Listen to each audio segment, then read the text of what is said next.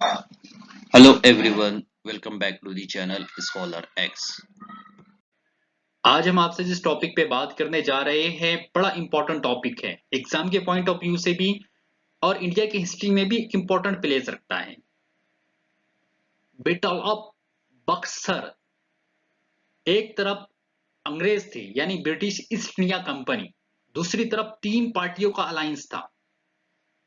बंगाल का नवाब मीर कासिम, अवध का नवाब शुजाउद्दौला जिसने आर्मी को लीड किया है, और इनको सपोर्ट कर रहा था मुगल एम्पेरर अली गौहर जिसका नाम शाह आलम सानी भी है। तो इन तीनों को अंग्रेजों ने हरा दिया था बक्सर पे, यानी बक्सर एक जगह है वहां उस बैटल में, उस जगह पर।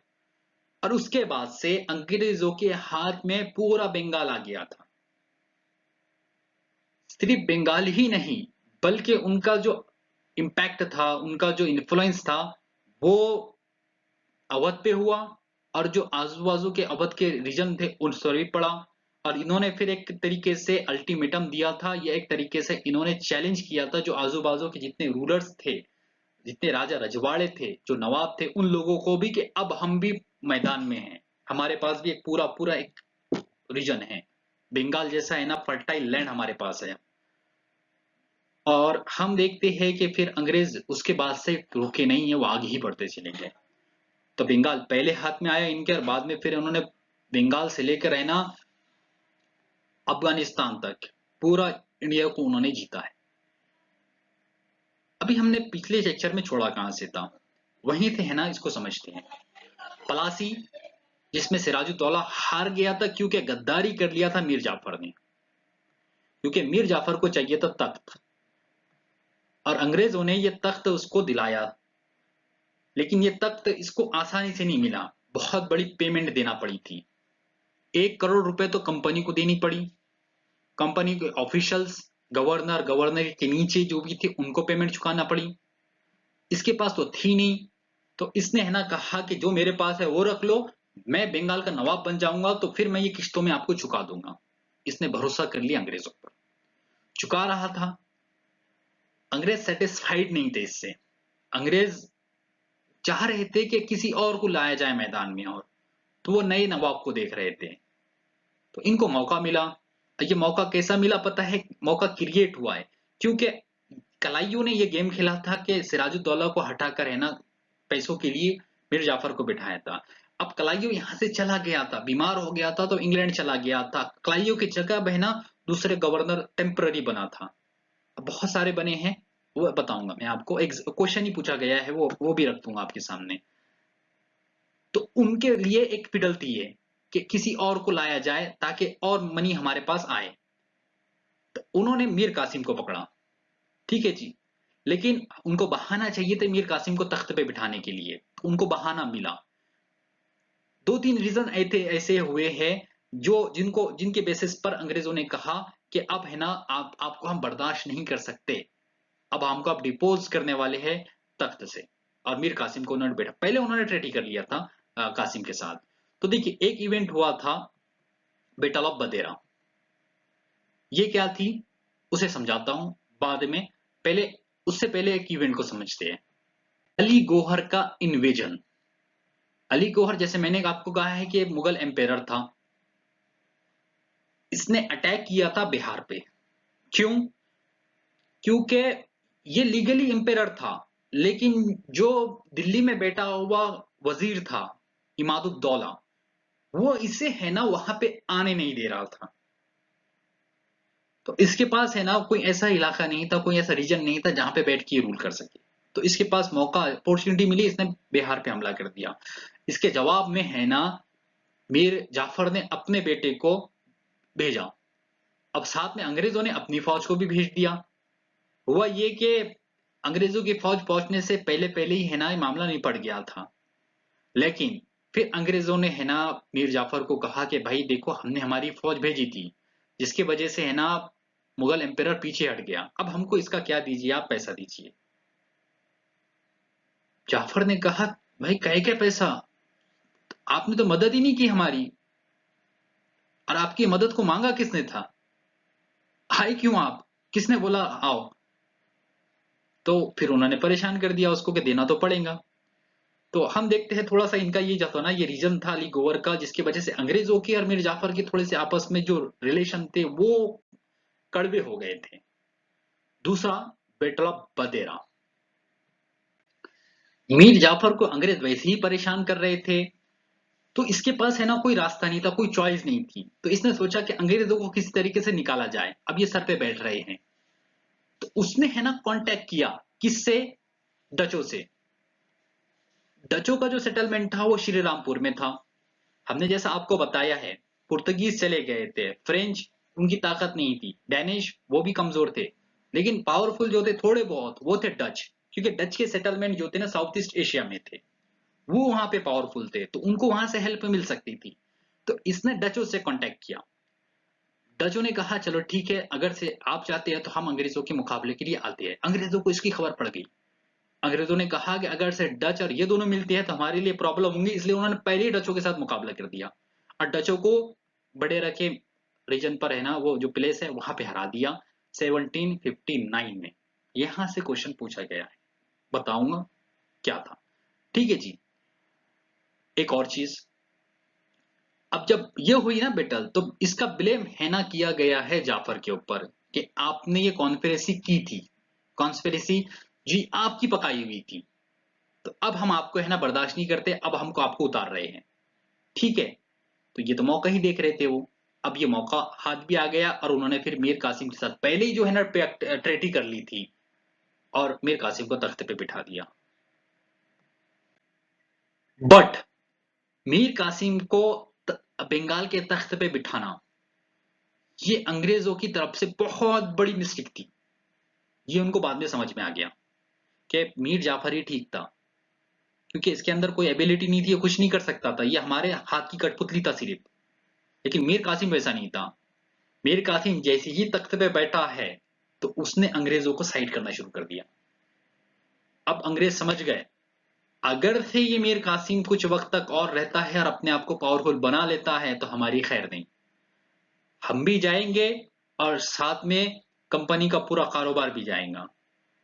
तो अब इन्होंने है ना इसके अगेंस्ट कॉन्स्पिरेसी करना शुरू कर दी कि इसको तख्त से उतारना है, लेकिन इतना आसान नहीं था। अब इसने भी है ना मीर कासिम ने भी अपनी तरफ से पूरे भरपूर है ना कोशिश की है, क्योंकि देखो जैसी है ना जो कंडीशन चल रहे थे बंगाल के, तो वो कंडीशन में मीर कासिम के लिए चैलेंजेस थे। वो चैलेंजेस को इसने टेकल किया। जो बंगाल का जो इकोनॉमी कोलैप्स हो गई थी, एडमिनिस्ट्रेशन खराब हो गया था, बेकार हो गया था, और वहां पे जो भी है ना अंग्रेजों का जो इन्फ्लुएंस वहां पर हो गया था, उसको दूर करने के लिए उसने रिफॉर्म्स किए हैं बहुत सारे, और बंगाल को फिर से अपने पैरों पे खड़ा किया। ये वो एग्रीमेंट था जो मीर कासिम ने बंगाल के तख्त पे बैठने के लिए अंग्रेजों के साथ किया था। इसमें साफ साफ बहुत सारी चीजें उसने दिया था। बुर्दावान एक डिस्ट्रिक्ट है, मिदनापुर, चित्तेगांव, ये उनको इसको है ना हैंड ओवर किया था अंग्रेज कंपनी को कि ये भाई यहाँ का तुमने क्या करना, रेवेन्यू जमा करना है। साथ में ये कहा था कि भाई देखो मीर जाफर का जितना भी डेप्ट है, जितना भी कर्ज है, वो मैं आपको चुका दूंगा। इसको एक और चीज थी कि कंपनी ने कहा था कि भाई आपकी आर्मी को आपको है ना रिड्यूस करना पड़ेगा, कम करना पड़ेगा। ठीक है। साथ में कर्नाटक की वार चल रही थी, तो उसमें कहा कि हाँ हमको है ना हेल्प कीजिए। इसके अलावा जैसा कि इन्होंने है ना एक पिटली शुरू कर दी थी कि भाई नवाब को उतार के नवाब को बिठाना, तो हर किसी का अपना परसेंटेज रहता था। तो जो गवर्नर टेम्पररी था, वेंसेस्टार था अभी, तो उसने लिया, हावेल था, तो इन्होंने सबने है ना अपना अपना पैसा मांगा था कि हमको इतना इतना दो, तो ये इसको देना पड़ा। मीर कासिम था बड़ा होशियार, वो इस चीज को समझ चुका था, भाप चुका था कि मुझे अगर बंगाल पे रूल करना है तो अंग्रेजों की पावर को वीक करना होगा, कमजोर करना होगा। लेकिन ये इतना आसान नहीं था। तो उसने रिफॉर्म्स करने शुरू कर दिए अपने एडमिनिस्ट्रेशन के अंदर। तो बहुत सारे मेजर्स उसने लिए थे, जैसे कि पहली जो चीज उसने किया था वो था कैपिटल को चेंज किया था। पहले जो कैपिटल था मुर्शिदाबाद था, वहां से कैपिटल उसने लेके चल गया था मुंगेर, ताकि जितनी अंग्रेजों के इन्फ्लुएंस से दूर रहेंगे उतना ज्यादा मेरे लिए बेहतर है। तो ये एक काम उसने किया। दूसरा कि जो जमींदार थे, लैंडलॉर्ड्स थे, उनको उसने सप्रेस किया, बहुत सारे रिवॉल्ट किया करते थे ये। और अंग्रेज जो थे इनको ये जमींदारों को, लैंडलॉर्ड्स को सपोर्ट किया करते थे, ताकि बंगाल में है ना माल एडमिनिस्ट्रेशन रहे, यहाँ पे है ना थोड़ा सा ये चीजें है ना गलत गलत होते रहेंगी ना, तो उसका अंग्रेजों को फायदा था। बंगाल में ना करप्शन बहुत ज्यादा बढ़ गया था। कुछ तो अंग्रेजों की देखा देखी रिश्वत ले रहे थे, और कुछ तो है ना अंग्रेजों की जासूसी कर रहे थे, या उनको है ना कुछ सीक्रेट्स बेच रहे थे गवर्नमेंट के। तो इसको उसने क्या किया, मीर कासिम ने ऐसे ऑफिसर को उसने आइडेंटिफाई किया, उनको है ना पोस्ट से उतार दिया, रिमूव कर दिया, टर्मिनेट कर दिया। एक चीज उसने किया बहुत इंपॉर्टेंट, वो ये कि वो ये चीज को समझ चुका था कि अगर मुझे अंग्रेजों को मैदान में हराना है, तो हम है ना हमारी कैवलरी के साथ, हमारी जो ट्रेडिशनल वार टेक्टिक्स है उसके साथ है ना अंग्रेजों का मुकाबला नहीं कर सकते। तो हमें भी है ना यूरोपियन फैशन पर है ना अपनी मिलिट्री को ऑर्गेनाइज करना पड़ेगा। तो उसने है ना ऑफिसरों को बाहर से जो डच थे या फ्रेंच थे, उन ऑफिसरों को है ना बुलाया, उनको अपने ऑफिसरों को अपने मिलिट्री को ट्रेनिंग देने के लिए। तो ये इसने किया था, और अंग्रेज इसको करीब से देख रहे थे, और उन्हें पता था कि हमें है ना मीर कासिम को इस चीज के लिए रोकना पड़ेगा, नहीं तो ये हमारे पर भारी पड़ जाएगा। एक और चीज जो उसने किया है कि टैक्सेस वगैरह उसने इम्प्रूव किया है, टैक्सेशन के मामले में, एग्रीकल्चर के इसमें एक अबवाब करके एक टैक्स उसने इंट्रोड्यूस किया था। साथ में हम देखते हैं कि ये देखो, ये इसने है ना जितना है ना बाहर बाहर काम किया है, उतना ही इसने ना अपने जाती खर्चे पर भी है ना वो भी फोकस किया है। उसने देखा है कि मेरा अगर से एडमिनिस्ट्रेशन जो महल का है, यानी जो पैलेस का एडमिनिस्ट्रेशन है, उसका जो एक्सपेंडिचर है वो बहुत ज्यादा है, तो उसको हमें कम करना पड़ेगा, उसने रिड्यूस किया। हरम हुआ करता है रूलर का, तो उस पे भी उसने है ना जो खर्चा होता था, जो एक्सपेंडिचर होता, उसको भी कम कर दिया। ऐसी तरीके से उसने जो अनलॉफुल ट्रेड हुआ करती थी अंग्रेजों की कंपनी के नाम पर है ना, अंग्रेज के ऑफिशियल्स जो है ना अपने प्राइवेट ट्रेड करते, तो उसको रोकने की उसने पूरी तरीके से कोशिश की है। और इस पे है ना अंग्रेज जो ऑफिसर है वो भड़कते थे हमेशा। नाम राय राम नारायण का केस था, वो डिप्यूटी गवर्नर था, तो उसने उसको रिमूव कर दिया था। अब कोई भी बैटल होती है या कोई भी वार होती है, तो उसके कॉजेज जरूर होते हैं। तो बैटल ऑफ बक्सर के भी कॉजेज हमारे पास है, एक एक करके इसे समझते हैं। पहला, कि सोवेरियन पावर ऑफ बंगाल कौन है। अंग्रेज ये समझते थे अपने आप को कि भाई देखो, किंग मेकर हम हैं, तो इसलिए हम जिसे चाहेंगे गद्दी पे बिठा देंगे या जिसे चाहेंगे उतार देंगे। लेकिन मीर कासिम अपने आप को समझता था, मैं बंगाल का नवाब हूँ, और मैं है ना अंग्रेजों का इंटरफेयर बर्दाश्त नहीं करूंगा। तो ये थोड़ा सा इनके अंदर कॉन्फ्लिक्ट थी कि पावरफुल, मतलब पावर किसके हाथ में होना चाहिए। मीर कासिम का स्ट्रॉन्ग कैरेक्टर, जाहिर सी बात है कि ये अपने आप को है ना, इसके अंदर एबिलिटी थी। इससे पहले, उनसे पहले जो गवर्नर मतलब नवाब थे, मीर जाफर, वो तो पूरी तरीके से कठपुतली था। सिराजुद्दौला, उस वो थोड़ा छोटा था उम्र का, एक्सपीरियंस उसके पास नहीं था। लेकिन मीर कासिम का कैरेक्टर बड़ा जबरदस्त था। अली वर्दी खान के बाद जो सबसे स्ट्रॉन्ग अगर से गवर्नर था, या माफ कीजिए नवाब था, वो था Mir Qasim. Next, case of Alam Shah. इसे समझते हैं कि ये आलम शाह का केस क्या था, क्या मामला था ये। देखिए, दिल्ली में एम्पेरर था आलमगीर सेकंड, उसकी मौत हो जाती है, मर्डर कर दिया जाता है।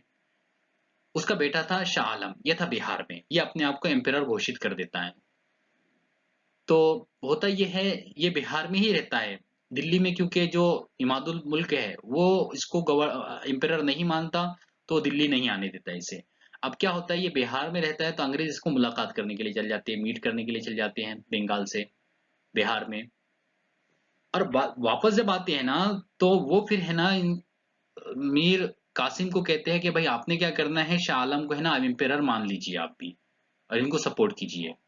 तो इसको डर था कि अंग्रेज मिलने के लिए गए हैं, तो अंग्रेजों की और शाह आलम की ऐसी क्या बात हो गई कि ऐसा तो नहीं है कि शाह आलम को इन्होंने कहा है कि हम तुमको सपोर्ट करेंगे दिल्ली के तख्त के लिए, और इसके बदले में तुमने हमको बंगाल दे दो। बंगाल की नवाबशिप तो नहीं मांग लिए? कहीं ऐसा ना हो कि मैं शाह आलम को अगर से एम्परर मान लूं, और ये बाद में ये दिल्ली के तख्त पे बैठ जाए और वहां से ऑर्डर दे दे कि भाई अंग्रेज यानी ईस्ट इंडिया कंपनी को बंगाल दे दिया जाए, तो मैं अपने हाथों से अपने पैर पे कुल्हाड़ी मार दिया मैंने फिर। तो ये छोटी सी चीज थी, लेकिन ये कहीं जाके है ना मीर कासिम के और ईस्ट इंडिया कंपनी की थोड़ी सी जो इनके रिलेशन थे वो थोड़े से खराब हुए। एक ऐसी ही मामला था राम नारायण का केस। ये भी छोटा सा इंसिडेंट था। हुआ ये था कि राम नारायण डिप्यूटी दीवान था, यानी मिनिस्टर था, finance minister, deputy finance minister. उसने क्या किया, कुछ गलत कर दिया था। तो वो थोड़ा सा है ना, उसको है ना पहले तो मीर कासिम ने है ना तख्त मतलब पोस्ट से उसको रिमूव कर दिया। बाद में फिर क्या किया, इसको ऑर्डर दिया गया कि इसको पकड़ के लेकर आओ, जेल में डालो। लेकिन ये भाग गया अंग्रेजों के पास। जब अंग्रेजों के पास दे दिए, अंग्रेजों ने शरण दे दिए। तो मीर कासिम ने इसको मांगा कि मुझे मेरा जो ये हमारा इंटरनल मामला है, इसे हवाले कर दो मेरे। तो अंग्रेज हवाले करने को राजी नहीं थे, रेडी नहीं थे। उन्होंने कहा कि हमारा ये शरण है। लेकिन बाद में जाके राजी हो गए। थोड़ा सा मामला था, लेकिन ये भी मामला जो है ना बाद में चल के इम्पोर्टेंट हो जाता है। एक और चीज है गुमाश्ता। ये गुमाश्ते होते क्या है, इसे समझ लेते हैं। अब ये जाके है ना बाद में जाके ये गुमाश्ते भी है ना रीजन बने हैं बक्सर के। कैसे?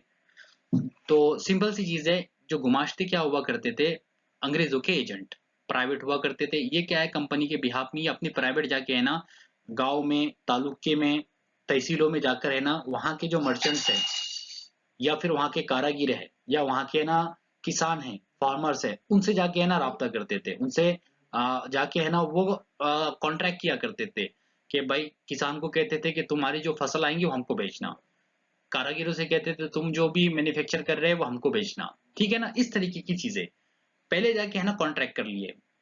कॉन्ट्रैक्ट कर लिए, पैसे भी दे देते, लोन भी दे दिया करते थे। और बाद में जो इन्होंने तय किया है, जो इन्होंने इनका कॉन्ट्रैक्ट हुआ है, वो जो इनका जो डिजायर है, वो उनको अगर से मिलता नहीं था, तो फिर ये जाके क्या करते थे मालूम है, किसानों को, आर्टिस्टों को, या फिर जो वहां के कारागिर है, उनको मारपीट किया करते थे। तो मीर कासिम ने ऑब्जेक्शन लिया कि भाई, आपके गुमाश्ते पुलिस का काम कैसा कर रहे, अगर से उनको कोई प्रॉब्लम है तो वो हमको बोले। हमारे है ना वहां पे ऑफिसर्स है, वो इनका मसला हल करेंगे। इन्होंने जो कॉन्ट्रैक्ट किया, इनको राइट नहीं है कि ये है ना एज अ, जब इनके साथ कॉन्ट्रैक्ट पूरा नहीं हो रहा है तो ये जाके है ना हमारे अपने मतलब हमारे अपने या को, यानी हमारे पीपल्स को मारे या पुलिस का काम करे। तो ये एक मसला था। और एक ऐसी ही मसला था, वो था abolition of the private trade off east India company के जो ऑफिसर्स हैं उनकी। ये बड़ा मसला था, ये पहले से ही था। जिस वक्त से ना फरुख सैयार ने इनको है ना कंपनी को ये ग्रांट दिया था, तो उस वक्त से ही मसला था। और ये बड़ा मसला था, बड़ा प्रॉब्लम था, क्योंकि कंपनी के ऑफिशियल्स थे, वो मुनाफा अपना कमाना चाहते थे, कंपनी के नाम पे वो अपनी प्राइवेट ट्रेड किया करते थे।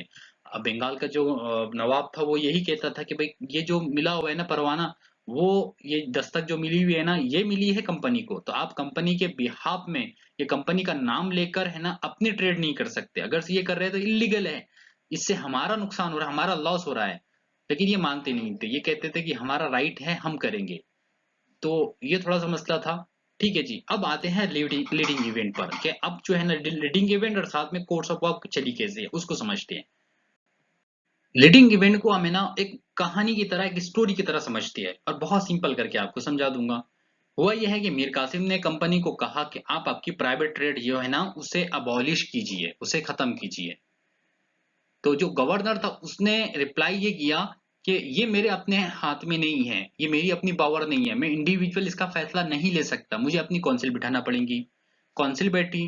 काउंसिल ने ये कहा कि भाई, अगर से हम ऐसा करते हैं तो हमारे जितने भी ऑफिशियल्स है, जितने भी ऑफिसर्स है, वो हमारे खिलाफ हो जाएंगे, वो हमारे अगेंस्ट हो जाएंगे। इवन वो लोग भी खुद भी अपनी प्राइवेट ट्रेड कर रहे थे, वो अपना भी लॉस नहीं चाहते थे, इसलिए इसके उसने है ना सीधा सीधा उन्होंने कहा कि हम ये नहीं करने वाले। और जब मीर कासिम ने प्रेशराइज किया, तो इसके रिस्पॉन्स में क्या हुआ पता है, जो पटना में इनका रेसिडेंट है, उसका नाम था मिस्टर एलिस, उसने ना पटना पे अटैक कर दिया और वहां के लोगों को उसने मारना शुरू कर दिया। ठीक है जी। अब इसको, इसके रिप्लाई में मीर कासिम को गुस्सा आया, उसने कहा कि ये कैसा हो सकता है, ये पटना में है ना पीस और हारमोनी को खत्म कर रहे हैं। तो इसने है ना अपनी फौज लिया और पटना पे अटैक कर दिया। और ये जितने भी थे मिस्टर एलिस, और ये जितने भी थे इनके रेसिडेंट, और साथ जितने भी इनकी फौज थी ईस्ट इंडिया कंपनी के, वहां पे सबको पकड़ के है ना जेल में डाल दिया। ये इंसिडेंट हुए है ना, ये सारी चीजें। अब कंपनी है ना ये समझ गई कि अब है ना अगर से हमें मीर कासिम के अगेंस्ट अगर से कुछ नहीं करेंगे तो मीर कासिम हमारे लिए मुश्किल हो जाएगा। तो उन्होंने है ना अपनी फौज जमा की और कहा कि अब हम मीर कासिम को एम्पेरर मतलब नवाब नहीं मानते। और उन्होंने क्या किया, अपने मतलब कठपुतली मीर जाफर को है ना घोषित कर दिया कि ये अब है ना इसके बाद से बंगाल का नवाब रहेगा।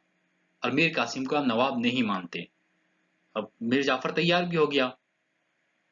इस वक्त है ना मीर कासिम था कहाँ पे, पटना में। इन्होंने क्या किया, मीर जाफर को नवाब बना दिया और अपनी फौज तैयार करके उन्होंने मीर कासिम के लिए खिलाफ है ना अगेंस्ट लड़ने के लिए भेज दी पटना में। लड़ाई हुई, मीर कासिम हार गया। मीर कासिम को भागने पे मजबूर होना पड़ा, कहाँ पे, अवध। ये अवध गया शुजाउद्दौला के पास। ठीक है जी, ये सारा घटा है इतना। आ रहा है समझ में? अभी देखिए, अब नवाब कौन है, मीर जाफर। मीर कासिम कहाँ पर है, मीर कासिम है अवध में। अब बैटल ऑफ बक्सर, तो अब ग्रुप बनना शुरू हो गए। जैसा कि हमने कहा है कि मीर कासिम कहाँ चला गया, शुजाउद्दौला के पास, तो शुजाउद्दौला और साथ में मीर कासिम। उसके अलावा उसका साथ दिया मुगल एम्पेरर शाह आलम ने। ठीक है जी, तो ये तीन एक तरफ थे। मुगल शाह आलम के पास कोई फौज नहीं थी, लेकिन तो भी है ना वो एज एम्पेरर था। तो हम देखते हैं कि ये एक ग्रुप हो गया। और इसको लीड किसने किया, शुजाउद्दौला ने। ब्रिटिश आर्मी एक दूसरी तरफ थी, इनको साथ देने वाला कोई नहीं था, लेकिन ये वैसे ही पावरफुल थे। इनकी आर्मी को लीड किया है हेक्टर मोनरो। एक तरफ से ब्रिटिश ईस्ट इंडिया कंपनी की आर्मी, दूसरी तरफ से है ना शुजाउद्दौला की आर्मी बक्सर के प्लेस पर आए और वहां पे आके खैमे गाड़ दिए। ये जो बैटल हुई है ना, इसमें शुजाउद्दौला हार गया था, ब्रिटिश ईस्ट इंडिया कंपनी जीत गई थी, हेक्टर मोनरो जीत गया था। अब ये हार हुई है ना शुजाउद्दौला की, ये क्यों हुई है पता है? इसकी अपनी बेवकूफी की वजह से। बहुत बड़ा फुलिश था ये। पहले तो इसने है ना बहुत अपना वक्त है ना टाइम पास किया इसने। 2-2 महीने तक इसने है ना बस ऐसे ही बैठा रहा, ये कुछ नहीं किया। इतने वक्त में अंग्रेजों को मौका मिल गया। उन्होंने क्या कि इसके अपने करीबी जो आदमी थे, उनको उन्होंने उन्होंने क्या किया, उनको पैसे देके, रिश्वत देके बहुत ज्यादा अपनी तरफ कर लिया। वो फिर है ना इनकी जासूसी करना शुरू कर दिया उन्होंने। आया समझ में? इतने वक्त में और क्या पता है, एक तरफ देखो खेमे थे ना, तो आलम शाह आलम अलग था, मीर कासिम अलग था, और बीच में ये था। तो अंग्रेज जो इसकी तरफ भी कुछ भेज रहे थे, मीर कासिम की तरफ, मतलब कासिम की तरफ भेज रहे थे, साथ में मीर शाह आलम की तरफ भी अपने बंदे भेज रहे थे ताकि बात करने के लिए। तो शाह आलम की तरफ भेजे, तो इसको पता चला कि शाह आलम की तरफ जा रहे हैं, कहीं ऐसा तो नहीं है कि शाह आलम इनकी तरफ चला गया। तो ये थोड़ा सा शाह आलम के और साथ में शुजाउद्दौला के इनके बीच में मिसअंडरस्टैंडिंग हो गई थी। शाह आलम अपने आप को है ना वार से पीछे ले रहा था। वजह ये थी मिसअंडरस्टैंडिंग हो गई थी इनके अंदर, और वो मिसअंडरस्टैंडिंग डाली किसने, अंग्रेजों ने।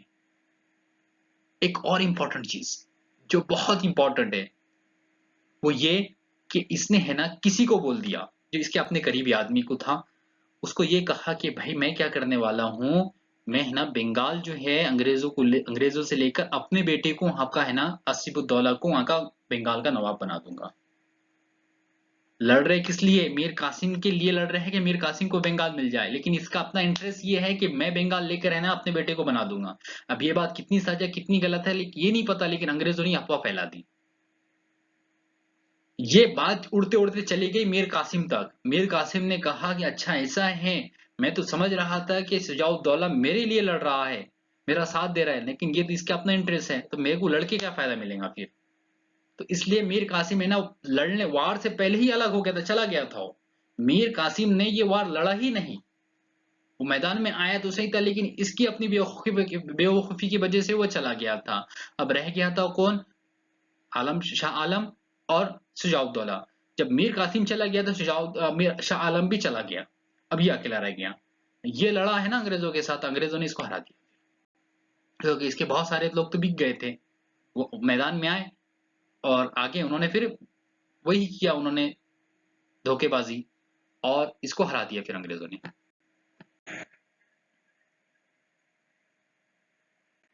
बैटल ऑफ बक्सर का इंपैक्ट क्या पड़ा, उसे हम समझते हैं।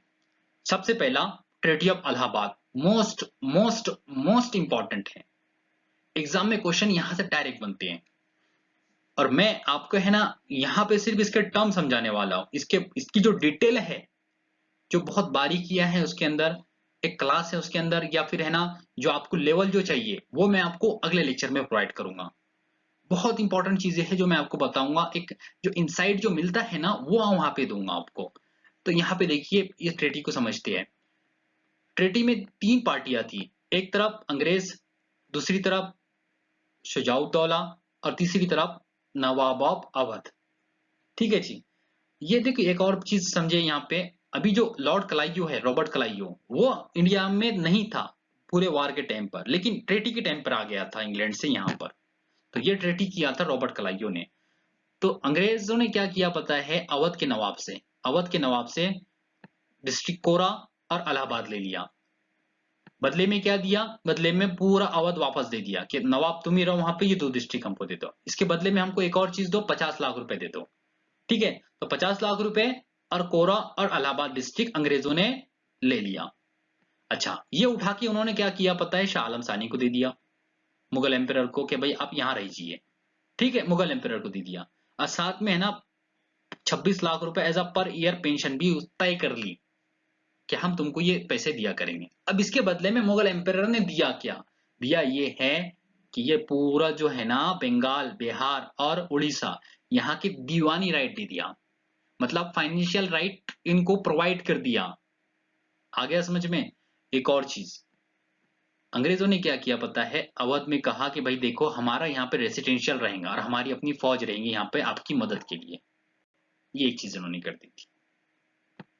बंगाल का क्या बना, जाफर को तो गद्दी पे बिठा दिए थे। जाफर की मृत्यु के बाद है ना उसका बेटा नजमुद्दौला वहां का नवाब बन गया था, लेकिन रियल पावर किसके पास थी, डिफेक्टिव रूलर बंगाल के, वो ईस्ट इंडिया कंपनी थी, अंग्रेज थे।